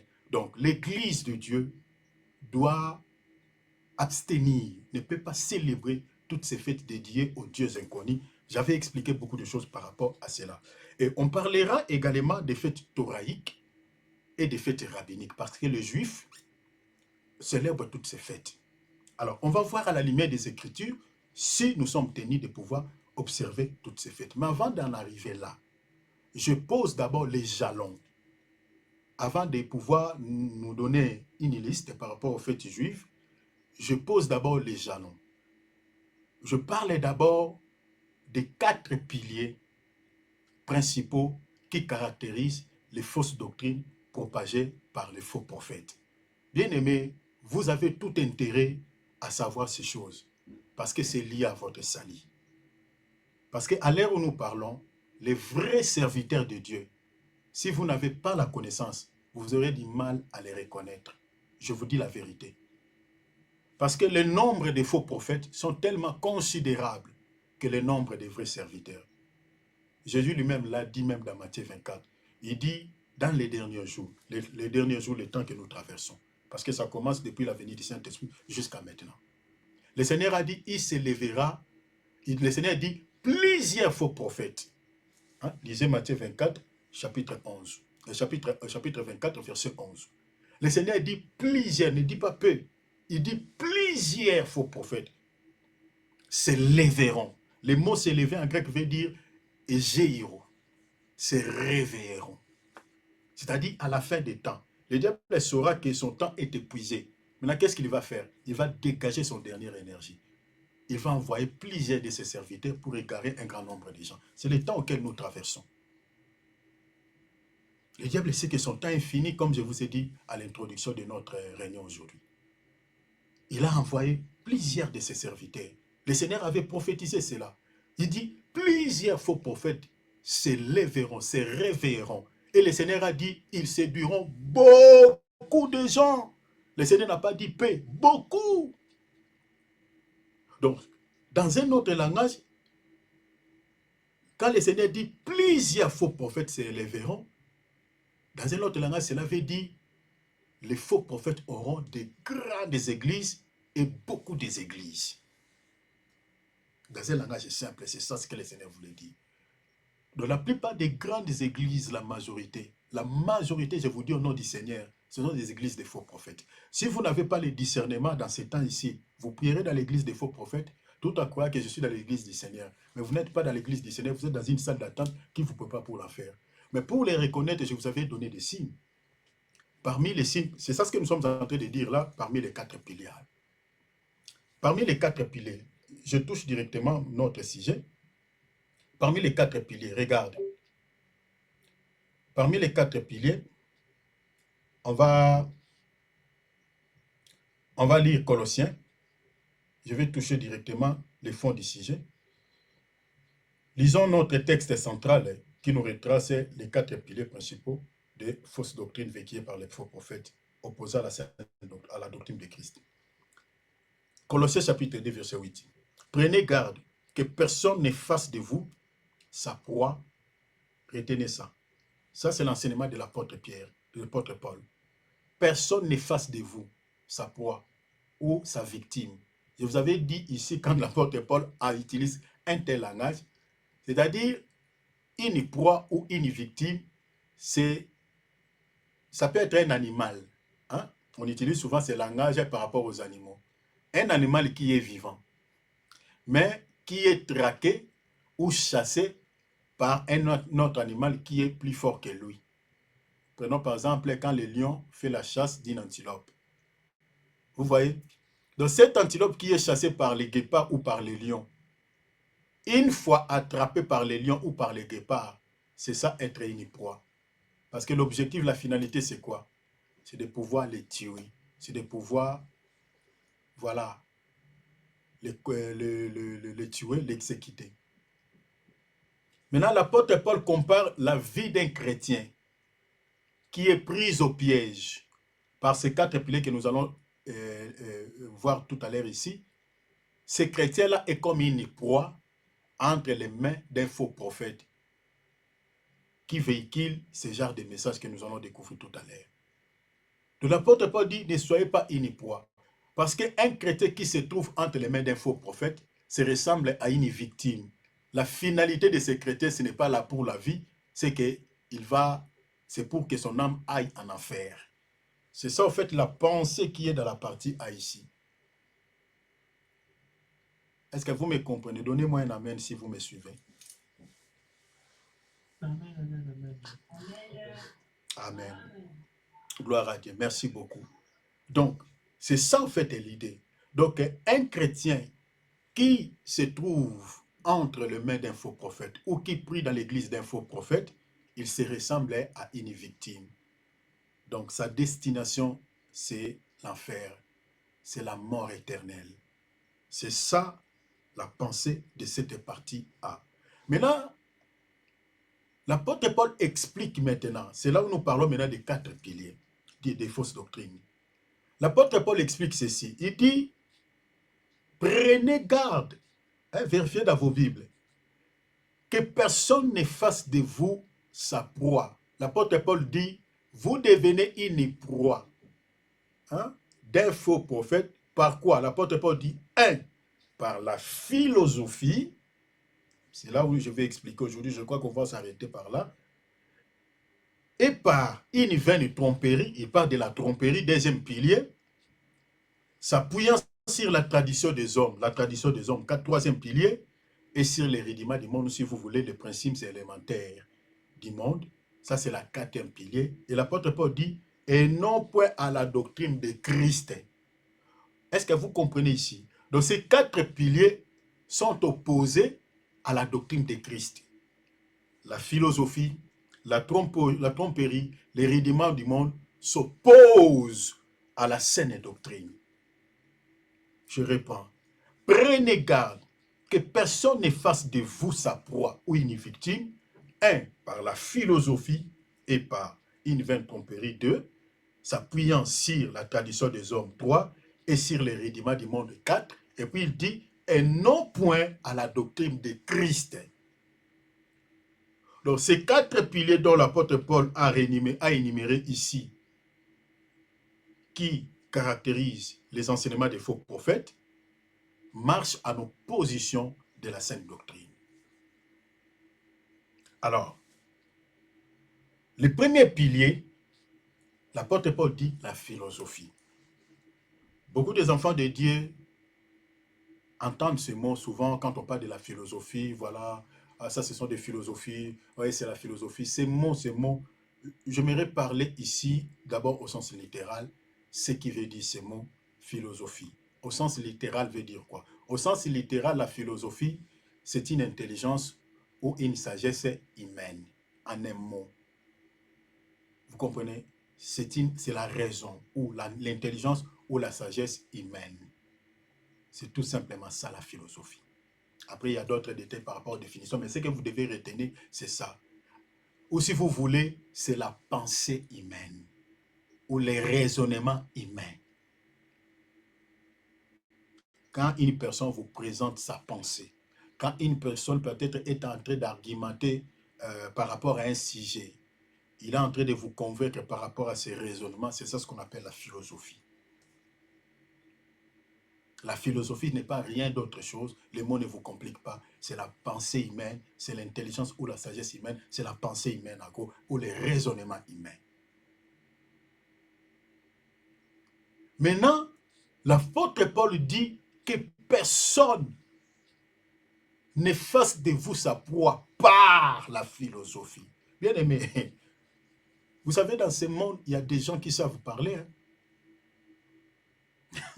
Il y a des gens intelligents, qui ont la sagesse humaine, qui ont l'intelligence humaine. Il peut vous persuader par son intelligence. Il peut vous convaincre par sa sagesse. Tu peux les confondre même à la parole de Dieu. Tu donnes aussi un amen, alors que ça n'a rien à voir avec la pensée de Dieu. Quand on parle des gens comme des Socrate, des Descartes, ces gens-là, qui étaient-ils? C'était des philosophes. Et vous savez, ces gens-là, ils ont égaré le monde entier par leur philosophie. Est-ce que vous savez cela? Les Descartes là et les Socrates. Vérifiez sur Internet, vous allez voir. Quand on parle aujourd'hui sur l'ironie socratique, on fait allusion à ce monsieur Socrate. Quelqu'un qui sait, mais qui fait semblant de ne pas pouvoir savoir. C'était des gens qui avaient la sagesse, qui avaient l'intelligence. C'était des grands philosophes de ce monde. Quand vous entendez sur la loi de Big Bang, que l'homme est le fruit de l'évolution, qui ont mis ça en place? Ce sont ces gens-là. Aujourd'hui, s'il y a certaines personnes qui sont athées, ils refusent de croire à la parole de Dieu. C'est à cause de la philosophie de ces gens. Ils ont sémé dans l'esprit des gens avec leur sagesse, avec leur intelligence noircie, que l'homme n'est pas créé par Dieu. Qu'est-ce qu'ils ont dit dans leur philosophie? Que si Dieu existe, en réalité, l'homme n'existe pas. C'est que l'homme n'existe pas. Alors comme l'homme existe, c'est que Dieu n'existe pas. Maintenant, pour conclure dans leur philosophie, ils disent que, pour dire que, quand on leur pose la question, maintenant, d'où est venu l'être humain? Ils disent que l'homme est ici d'un fruit. L'homme commence par un fruit. C'est ça, en fait, leur philosophie vient d'un fruit. Donc, on vous raconte un peu d'une histoire bidon que, voilà, il y avait un fruit qui était tombé par terre. Après, ce fruit-là, il y avait d'abord un arbre. L'arbre-là, ils ne vous disent pas qui a créé cet arbre. Parce que si vous lisez cette théorie, ça va vous faire mal à la tête. Et les gens qui croient à cela, vraiment, on s'est dit qu'ils sont possédés. Qu'il y avait un arbre qui existait. Cet arbre-là produisait des fruits et les fruits étaient tombés. Après, lorsque les fruits sont tombés par terre, les fruits-là étaient devenus à l'état de pétrifaction. Ça créait voilà, des asticots. Et cet asticot-là s'est développé et devenu comme un animal semblable à un chimpanzé, et voilà, c'est ça ce qui a donné naissance à l'être humain. On vous raconte un peu une histoire bidon comme ça. Et il y a la majorité des gens qui font, des intellectuels qui croient à cela. Et beaucoup de gens sont athées par rapport à cette philosophie. Maintenant, l'apôtre Paul nous met en garde, il dit que personne ne fasse de vous sa proie par une philosophie. L'apôtre Paul ici, il parle de qui? Ces personnes-là, qui sont-ils? Ce sont les faux prophètes. Les faux prophètes ne peuvent pas vous donner la parole de Dieu pour que vous soyez sauvés. Non. Ils détiennent la Bible. Mais ce qu'ils vous disent, si vous vérifiez cela à la lumière des Écritures, vous allez voir que cela n'est pas soutenu dans la parole de Dieu. C'est ça la philosophie. Vous me saisissez? Nous sommes ensemble, non? Amen, amen. Ce que je suis en train de nous dire, c'est fondamental par rapport à notre salut. Donc les faux prophètes, merci beaucoup maman, les faux prophètes, ils vous disent des choses, ils ont la Bible entre leurs mains. Mais sauf que si vous vérifiez ce qu'ils vous disent dans la Bible, il n'y a aucun verset qui le soutient. C'est ça ce que l'apôtre Paul appelle la philosophie. La philosophie, je vous ai dit que c'est la pensée humaine. Il vous donne sa pensée. Il vous fait avaler sa pensée comme la parole de Dieu. Parce qu'il faut comprendre, lorsqu'on prêche la parole de Dieu, on communique une pensée et une sagesse. À la base, c'est ça ce qu'il faut comprendre. Quand on prêche la parole, on communique, on transmet une pensée, on transmet une sagesse. Mais il faut faire très attention. La sagesse et la pensée que nous communiquons aux gens, ce n'est pas celle qui est humaine, mais c'est celle de Dieu. Nous communiquons aux enfants de Dieu la pensée de Dieu, la sagesse divine, et non nos propres pensées, et non nos propres intelligences. Donc tel que je suis en train de parler là, je parle, je vous communique une pensée. Mais la pensée ou la sagesse que je vous donne, ce n'est pas les miennes, mais je vous communique celle qui est de Dieu. Parce que ce que je vous dis est soutenu par la parole de Dieu. Mais si vous regardez par exemple chez les gens qui sont mandatés par les diables, pour égarer les gens, ils vous disent des choses. Mais si vous cherchez cela dans la Bible que vous détenez, cela ne se justifie pas. Prenons par exemple, je vous donne un exemple, même des exemples si vous voulez. La doctrine des Trinités. C'est une doctrine, déjà mot Trinité. Dans la Bible que vous détenez, vous ne trouverez cela nulle part. Le mot déjà Trinité, ça n'existe pas. Ça n'existe pas. Et si vous ajoutez maintenant doctrine de Trinité, ça n'existe pas. Que le Père n'est pas le Fils n'est pas le... Si vous cherchez ça dans la Bible, parce que c'est ça ce qui veut dire cette doctrine, vous ne trouverez ça nulle part. Mais si vous allez dans les églises des assemblées de Dieu, on va vous faire avaler cela comme une pilule. Et vous devez accepter cela. Même si vous leur demandez, papa, s'il vous plaît, donnez-moi une écriture qui parle de juste les mots là, doctrine de Trinité, dans la Bible. On va déjà, si vous êtes en face d'un serviteur qui se fâche, il va se fâcher contre vous, il va même pas chercher des débats vers vous. Maintenant, si vous êtes en face d'un soi-disant serviteur qui est calme, il va vous emballer, va vous bourrer avec des versets bibliques qui ne justifient pas ce qu'il dit. Est-ce que vous comprenez? C'est ça, la philosophie. C'est la pensée humaine qui ont mis ça en place. Ce sont des hommes. Ce sont des hommes. Je vous avais parlé ici des offrandes fabriquées par les faux prophètes. On vous dit que non, maman, avant de prier pour vous, le Seigneur est en train de me dire, il faut sceller cette prière par une offrande d'action de grâce.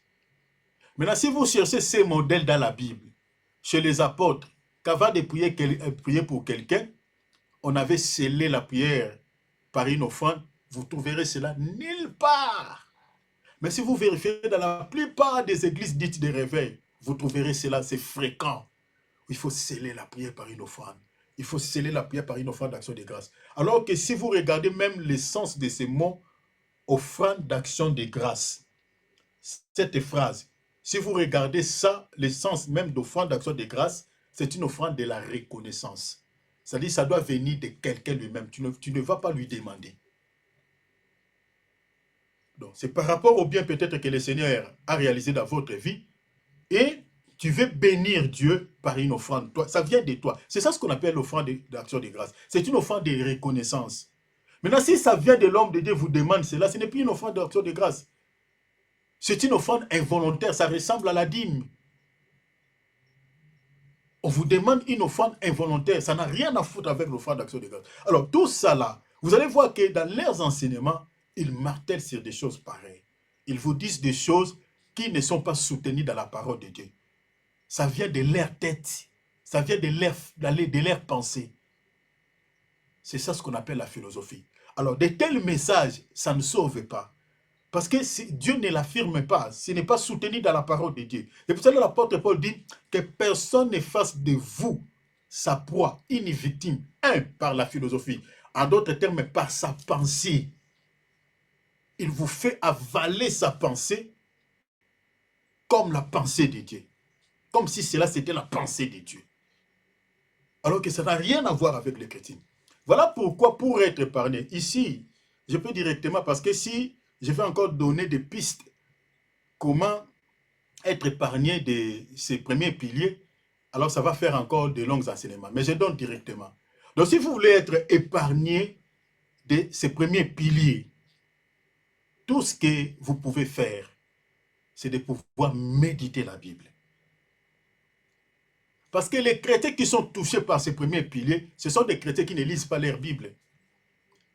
Parce que si vous ne connaissez pas, vous n'avez pas la notion d'un $100, 100 euros, Yamayuya, hein? Un faux $100, un faux 100 euros. Si on vous présente, que ce soit les vrais ou les faux, on vous dit, montrez-nous ici où est le vrai billet, où est le faux billet de 100 euros. Vous ne saurez pas. Donc, pour avoir la connaissance d'un faux billet de 100 euros, il faut d'abord être enseigné par rapport à cela. Donc, si vous voulez connaître un faux enseignement, il faut d'abord avoir la connaissance. Donc, il faut avoir l'habitude d'abord de lire la parole de Dieu. Méditer la parole de Dieu.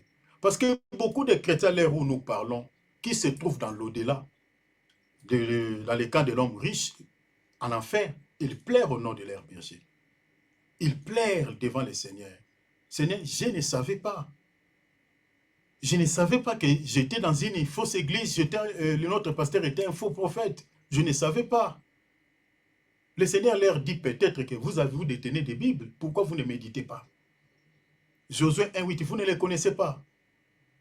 Cher enfant de Dieu, tu es la sentinelle de ton âme. Ton salut est entre tes mains. Si tu ne sais pas comment protéger ton salut, eh bien, tu vas t'égarer. Philippiens chapitre 2, verset 12, l'apôtre Paul dit, travaillez à votre salut avec crainte et tremblement. Les saluts, on les travaille comment? Par la méditation. Tu dois réfuter les contradicteurs, les faux enseignements, tu dois les rejeter. Tu dois avoir un filtre sur ton oreille pour refouler les faux enseignements. N'accepte pas n'importe quel enseignement. Parce que la vie et la mort entrent par cette porte. Si tu n'as pas un filtre, le filtre ici, là, le vrai enseignement.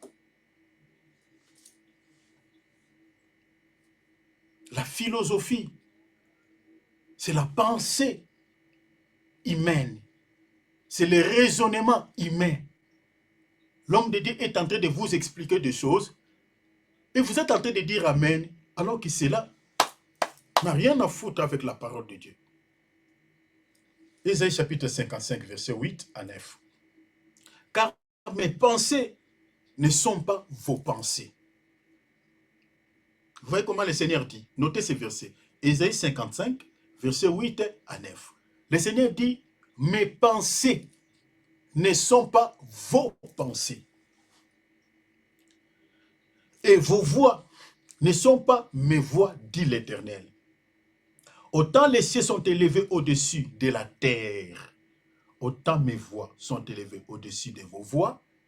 Et à la fin, le Seigneur dit, et mes pensées au-dessus de vos pensées. Est-ce que vous voyez cela? La pensée de Dieu se distingue de la pensée de l'être humain. Maintenant, dans la Bible et dans la parole de Dieu, il est strictement prohibé dans les Écritures, lorsqu'on donne la parole, de transmettre votre pensée aux enfants de Dieu. Il est strictement prohibé de communiquer aux enfants de Dieu votre pensée. Tel que vous êtes là, vous ne m'appartenez pas. Vous appartenez au Seigneur.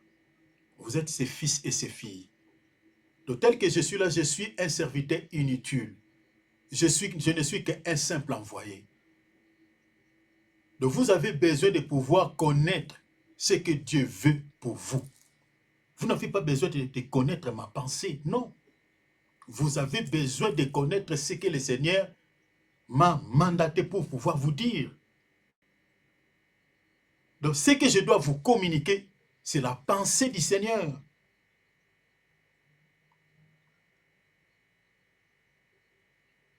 Regardez ce que l'apôtre Paul dit à l'église de Corinthe. Regarde ce qu'il dit. Nous renversons les raisonnements ou la philosophie ou les philosophies. Parce que la philosophie, c'est les raisonnements humains. Les raisonnements. Et tout auteur qui s'élève contre quoi? Contre la connaissance de Dieu. En d'autres termes, contre la pensée de Dieu. C'est ça la connaissance. Vous voyez? La pensée de Dieu, c'est sa connaissance. Contre la connaissance de Dieu. Et puis il dit, et nous amenons toute pensée, en d'autres termes, toute philosophie, captive. Ah, mon apôtre. Ah, Nzambe. À l'époque, apôtre. Ah, bah, yaya la gros. Quand je lis les écrits de l'apôtre Paul, j'ai envie na mona ega abou na yambaye. Eh, vieux. Au banner côté à Kitoko. Il dit, nous amenons toute pensée captive à l'obéissance de Christ. En d'autres termes, à l'obéissance de la doctrine de Christ.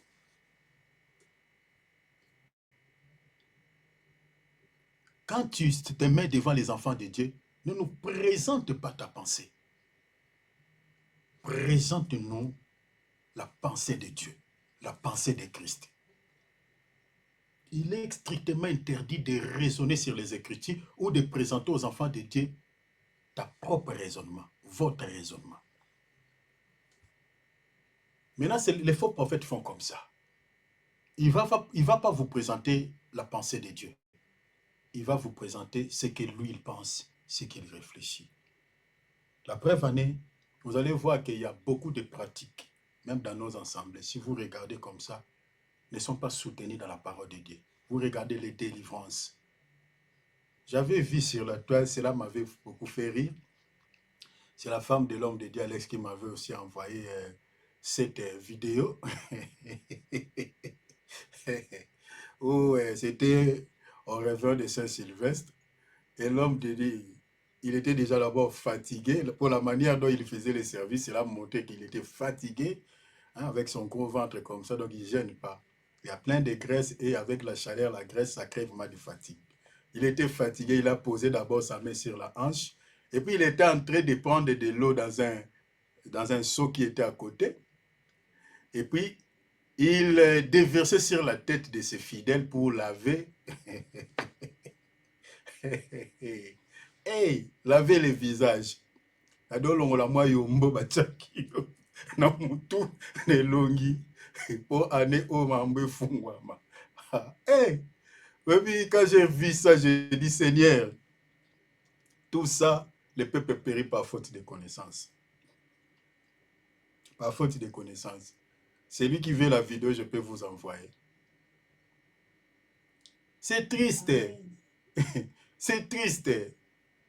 Maintenant, quand vous voyez ça, vous voyez, les gens aiment comme ça, des spectacles, ce genre de choses. Hein? Parce que c'est lui-même, il était devant là, tout ça, il était en train de faire les services. Il récupérait un peu d'eau, il déversait sur la tête de chaque fidèle, et puis vous lavez les visages, vous lavez les cheveux. Et là, dans votre cœur, vous croyez à ça, vous croyez que cette eau qu'on a déversée sur ma tête, c'est ça ce qui va me sanctifier, qui va faire que cette année que je réussisse. Mais on t'a trompé. C'est tout. La sainteté, ce n'est pas la sainteté au maïba sopelo, non. Soko lingi yombo longwa, to saka liloba na nzambe tambula na via sainteté. Bandoki bako atteindre ote yombo ekozala te, okomona ano makambe kofungwama. Sa biso dete ano to tatola nzambe. Na kena nga ozwa mai te, kala te de va témoigner Dieu ici. Ponzamba osala de ana kulisi nyonso ezala koloba en public. Makambo etambula kitoko. Toto obonela nzambe toto loba to luka nzambe ba mususu luka nzambe. losambo efutaka ezalaka nango pasi me baresultat ekopesa yo ndeko okóma noka moto esengo tato oboma nzoto ozotoka ekolo me ntango nkolo asalaka oyebi na bible tozalaka na 2 temps tozalaka na temps ya semai na ya moisson mo ntango moto azolona c'est ça kosambela ça c'est semer oseme na molimo osemaka mwa balosambo oseme lelo na kokila mwa 24 heures oseme lobi na kokila il y a un temps où Dieu permettra que tu récoltes maintenant ce que tu avais semé obuka libala ozoluka obuka mariage ozoluka wana okobuka finance ozoluka okobuka bambongo ozoluka okobuka santé ozoluka okobuka bonheur ozoluka parce que olonaki na losambo. Une parenthèse que j'ouvre, je la referme aussi. L'apôtre Paul dit ici, nous renversons. Il dit, nous renversons les raisonnements. Bien aimé, devant la philosophie des faux prophètes, on la renverse. Papa, depuis que tu commences à nous parler, tu nous dis des choses qui ne se justifient pas dans la parole. C'est ça, c'est pour ça que nous avons surnommé notre groupe l'école des bérets. Qui est un béréen? Un béréen, tu ne peux pas lui dire des choses qui ne se justifient pas dans la parole. Et à l'époque, les gens demandaient la mention. Hein. Vous allez voir dans la salle, quelqu'un soulève la main et dit, papa, j'ai la Bible ici avec moi.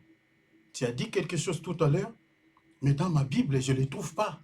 Est-ce que tu peux m'expliquer? Aujourd'hui, si un croyant fait comme ça dans son église, on l'excommune, on va l'excommunier. Surtout si vous avez un berger qui est un faux prophète, il va te chasser. À l'époque, ce n'était pas comme ça. Hein. Tu ne peux pas faire avaler les enfants de Dieu ta pensée, ton intelligence. On n'en a pas besoin. L'apôtre Paul dit, nous renversons les raisonnements humains, la philosophie. Tout auteur qui s'élève contre quoi? Contre la connaissance de Dieu, c'est-à-dire contre la pensée de Dieu. Présente-nous la pensée de Dieu. Qu'est-ce que Dieu veut pour nous? Qu'est-ce que Dieu a dit pour nous? Ne nous présente pas ta philosophie, ton intelligence, ta sagesse.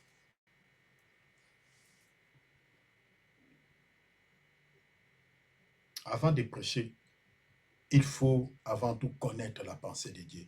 Ça, c'est un conseil que je donne à tous les serviteurs de Dieu. Ne viens pas dire aux enfants de Dieu des choses qui ne sont pas soutenues à la parole de Dieu. Ça ne communique pas la vie. Le Seigneur dit, Jean chapitre 5, verset 39, vous sondez les Écritures, vous pensez avoir quoi? La vie éternelle. La vie est cachée dans la parole de Dieu. La vie est cachée dans la pensée de Dieu. Le Seigneur a dit, ma pensée ne sont pas vos pensées. Sont opposées. Mais regarde ce que Paul dit, 1 Corinthiens 2, 16. Il dit, car qui a connu la pensée du Seigneur? Parce que dans Isaïe, il a dit, ma pensée ne sont pas vos pensées. Maintenant, nous avons besoin de connaître ta pensée. Qui est celui qui connaît la pensée de Dieu? Mais l'apôtre Paul dit, qui a connu la pensée du Seigneur pour l'instruire?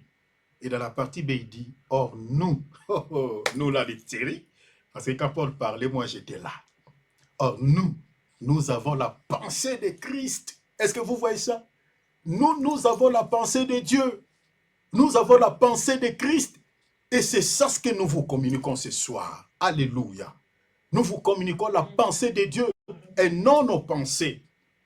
Parce que c'est la pensée de Dieu que vous avez besoin. C'est la pensée de Dieu qui changera votre vie. C'est la pensée de Dieu qui vous communiquera les choses ou la vie que vous cherchez auprès de Dieu. Qui changera votre vie, mes bien-aimés, cette année. C'est la pensée de Dieu. La pensée de Dieu change la vie de l'homme. La pensée de Dieu, c'est ça ce que vous en avez besoin tous les jours dans votre vie. Qu'est-ce que Dieu pense pour moi? Qu'est-ce que Dieu pense pour ma situation? Qu'est-ce que Dieu pense pour mon mariage? Qu'est-ce que Dieu pense pour mon salut? C'est ça ce que vous avez besoin d'entendre. L'homme de Dieu ne vient pas se placer du haut de la chair, commencer à vous parler de choses qui n'ont rien à foutre avec la pensée de Dieu. L'apôtre Paul dit, nous avons la pensée de Dieu. Mon temps est épuisé, on va continuer le samedi. Mais retenez comment Dieu révèle sa pensée. Parce que l'apôtre Paul dit, nous avons la pensée du Saint-Esprit. Mais comment Dieu nous révèle sa pensée? Retenez par le Saint-Esprit. Par le Saint-Esprit. On va le découvrir les samedis par la grâce de Dieu. Donc, gardez ça. Le premier pilier que nous sommes en train de partager avec vous, c'est la philosophie. Le premier pilier qui caractérise la fausse doctrine ou les fausses doctrines propagées par les faux prophètes, c'est la philosophie ou les raisonnements humains, les pensées humaines, la sagesse humaine, l'intelligence humaine des faux prophètes.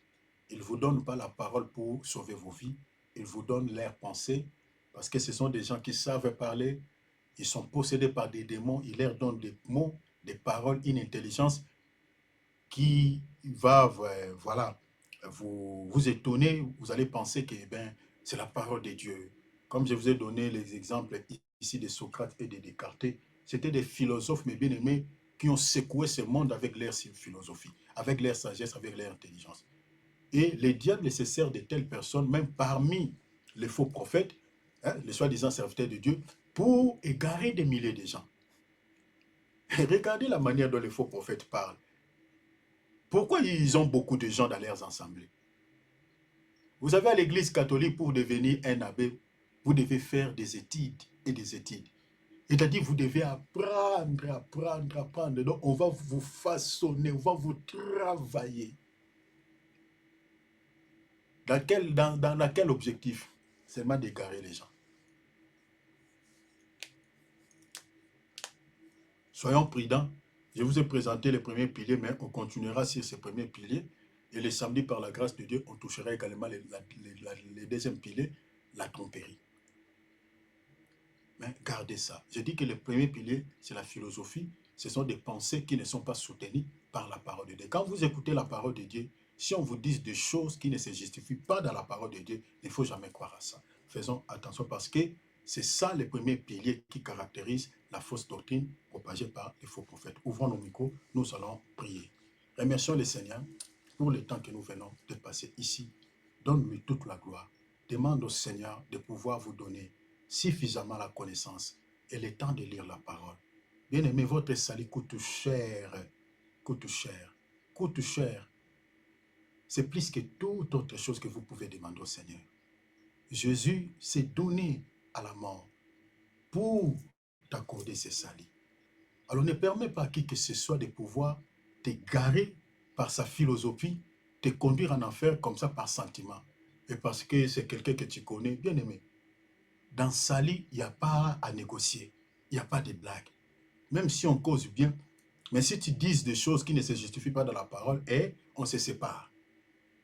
Moi, je ne peux pas mettre mon salut à jeu. Je suis le Seigneur pour être sauvé. Donne-nous la pensée de Dieu. Ne donne-nous pas ta pensée. Ne nous explique pas ta philosophie. Soyons prudents. Demandons l'aide de Dieu. Prions, ouvrons nos micros. Alléluia. Père, merci de nous avoir parlé. Seigneur, merci de nous avoir expliqué, Seigneur. Seigneur, ces 4 piliers. Merci. Que toute la gloire te revienne, notre Dieu. Nous te prions, Papa, aidez-nous à accomplir Josué 1:8 dans nos vies, à lire, à méditer la parole de Dieu tous les jours de nos vies. Oh mon Père, aidez-moi, aidez mon frère, aidez ma sœur, aidez chacun de nous, Seigneur, s'il te plaît. Je nous prie, je te prie, Papa, de pouvoir nous soutenir, de pouvoir nous aider. Il est vrai, le diable sème dans nos cœurs la négligence, Seigneur, à ce qui concerne la lecture de la parole.